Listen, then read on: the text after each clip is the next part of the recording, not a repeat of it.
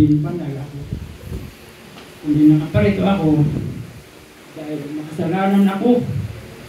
Malaki ang nagawa kong kasalanan sa ministry nito. Kaya dumulog ako dito ngayon. Nakikita ko kayo. Siguro noon hindi niyo kami napapansin. Nabalitaan na lang ang kabilang kabuluhan na nagawa namin sa pamilya. Sa lugar na ito, napakabay ko na kaya ako napapunta sa lugar na ito dahil inuusig ako ng aking pamilya. Malaki ang pagkukulang na dapat ako pipigil sa aking pamilya na huwag matuloy ang kanilang plano. Pero wala akong magawa sa mga oras na yun. Nang dahil ipit ako sa kanilang lugar. Umpisahan ko, mga kapatid. Kaya nakaganon ang desisyon ni Apostol Brian sa aking pamilya. Wala siyang nilabag doon bilang isang mananampalataya, bilang isang sumulunod, bilang isang akay ng Diyos na kami nagpapaakay sa Kanya dahil wala kami kakayanan na dumulog diretso sa ating Panginoon. Ang aking asawa humingi sa akin o tumawag sa akin dahil gusto niya. Galing siya ng Maynila. Uuwi siya ng alanganing oras ng gabi. Nandoon kami sa lugar ng Talunanan kung saan pumunta ko sa kanila ni Apostol para humingi ng payo o laygay sa kanya dahil sa alanganin na oras. Ang sabi ni Apostol, didiritso dito ang aking asawa padiritsuhin dahil dito sa lugar na ito magkaroon siya ng sipting buhay. Walang matabo na hindi inaasahan na yun na nga ang nangyari sa kanya. Kaya nangyari yun at ang gusto niya pang mangyari ang tao nang gumawa sa kanya gustong hatulan. Sinampuslan siya ni Apostol. Hinanapan siya ng ebidensya. Wala siyang may pakita. Kaya hindi namin maaksyonan. Nadalahin namin sa taas. Kundi ang sagot ni Apostol. Ipasa Diyos natin ang lahat. Dahil wala kang makuha. Wala tayong makuha na ebidensya laban sa ipinaratang o sa nangyari sa iyo. Kung totoo man yun o hindi. Dahil sa kanyang paglabag. Ngayon, nanduroon kami na nangyari ang mga yun. Pumunta kami ng pag-uisip. Dahil ang asawa ko nag-wild na. Gusto niya na talagang kasuhan yung tao. Yun nga, wala kami sapat na ebidensya. Pagdating namin ng pag-uisip, sa loob ng 8 buwan, umpisa ng unang buwan hanggang sa 8 buwan, puro away. Saksi nila yan ng mga nakakilala sa amin o dating kasamahan ko sa ministry nito. Alam nila yon ang pangyayari kung anong kaguluhan ang ginawa doon. Kung saan yon ang ipinagbawal ni Apostol na magsuot ng maiksing kasuotan ng isang babae, siya pang ginagawa ng aking asawa. Kung ako man ay hindi ako sang-ayon sa ganong mga gawa. Walang nilabag si Apostol nun. Dahil sinunod lamang niya sa Biblia. Inaayos lamang niya ang mga kalat na kaluluwa na gusto tipunin. At isa na kami doon na naligaw. Hanggang sa pumayag si Apostol, ayun pala, pinagkaisahan namin ng asawa ko na ang aking anak, kung sino may nakakilala kay Christine Ann, na mag full time na lang sa gawa na sa kadahilanan na nagawa ng aking asawa. Mag full time na lamang siya. Pinakasunduan namin ng mag-asawa. Oo, pumayag. Pero sa bandang huli, binali ang lahat. At iyon pa nga ang naging dahilan kung bakit si Apostol napatulpo. Mga kapatid, nilinaw ko lamang ang aking mga nagawang kasalanan kay Apostol. Alam niyo kung bakit ako din nagkaroon ng kasalanan doon?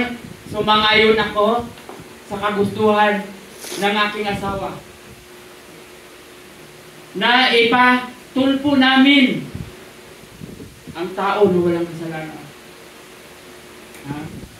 Kung nga si Tulpo sumasang-ayon sa ganong kalagayan, hindi naman niya alam talaga ang totoo.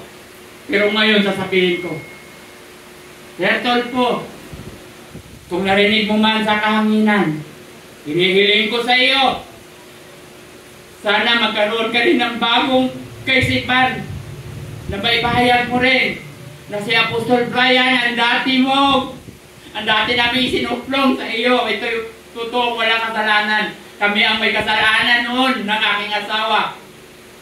Hindi po kami niya pinilit na ang aming anak iiwan sa kanya. Kundi pinagkasunduan namin na mag-asawa sa bandang huli. Naging kapahamakan pa sa kanya. Kaya, si Rape, binabawi ko ngayon. Nandito ako, kahit gumastos ako, para lang. Mapatunayan ko na ang isang tao na aming isinuplong sa iyo, wala po siyang kasalanan. Ang lahat, kasinungalingan lamang. Sir, kung mayroong makakarinig sa iyo, totoo po ang sinabi ko. Kung nakinig ka man ngayon, alam ko na kung ako'y dumulog dyan sa iyong tanggapan, hindi mo ako bigyan ng pagkakataon na magpapaliwanag. Dahil pag una pa lang pasok, 4 na stop yan ang dadaanan namin. Sa una pa lang, magbigay kami ng statement. Tatanggapin, ipapasa sa pangalawa. At doon babasahin. Sa doon pa lang, hindi kami magkaroon ng pagkakataon na magpapaliwanag. Dahil hindi mo yan tatanggapin. Dahil masira ang iyong programa. Kaya, dito ako dumulog dahil inuusig ako ng aking budhe. Pamilya ko magulong-magulo ngayon. Dahil na sa mga nagawa namin pagkakasala. Hindi ako pumunta dito para magpahayag na ako'y banal. Kundi nagpunta ako dito nang sa ganon magkaroon ako ng kahilwayan sa aking pamilya. Ako na ayun pa nga doon, gagamit ako ng verse. Sabi doon sa Mateo 7:21 na ang sabi doon, kalooban lamang ng Diyos Ama ang dapat sundin bago matanggap natin ang kaligtasan. Kahit tatawag pa kung sinong tao, kung sino pang tao tatawag sa kanyang pangalan, magtaboy kung anong espiritu, kung kulang ka sa kalooban, pagsunod sa kalooban ng Ama.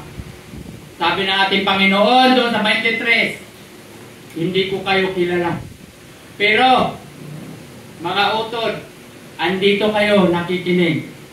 Dahil ako may pabalik doon sa Maynila. Naway magpatuloy kayo. Kung anong katotohanan ang naumpisahan nyo ngayon. Dahil walang pagkakamali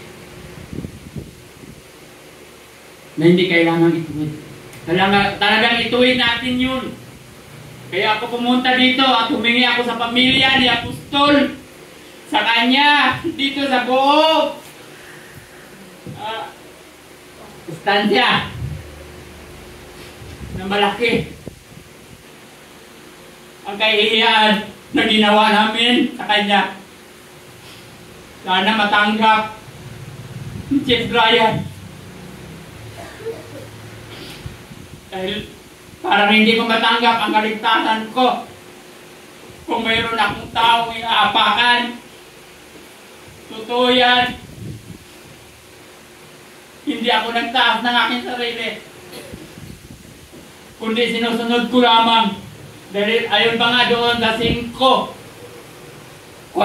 doon sa Mateo, magpakaganap daw tayo katulad ng kanyang amang ganap. Ibig sabihin magpakabanal. So paano mabanal ang isang tao kung mayroong inaapakan? Kaya patawad Sister Tere, anak mo napapamak namin. Pastor, magdagaman, hinihingi ko ang kapatawaran. Dahil puro na lamang kaguluhan ang buhay ko doon. Kunting kibot, gulo. Nagdahil yan sa aming mga nagawang pagkukulang, pagpahamak sa isang tao. Kaya naway matawad nyo, matanggap ko ang hinihingi ko sa inyong kapatawaran. Gusto kong marinig si Apostol na mabigyan niya ako ng panibagong basbas na magmamula sa Diyos. Umaasa ako, Apostol, na mabigyan mo ako ng kapatawaran. Dahil kung hindi ko man matanggap, hindi ko lang pwede sa diretso ako dudulog sa Diyos, kundi dadaan ako dahil mayroon dyan sugo na para sa akin. At hindi ko man alam kung paano umpisahan. Kaya patawad. Humingi talaga ako ng kapatawaran.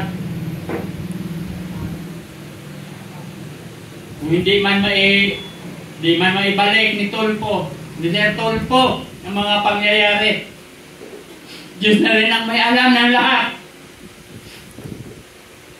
Diyos na makapagbigay kung anong klaseng mga patawad ang may papataw sa bawat isa sa amin. Praise Lord, to God be the glory. Kung po nahihigit ko yan, Roy. Kung po lang na. Okay. So, okay, actually, wala kayo napahamak. Wala niya mambuhok sa ako na nabutan.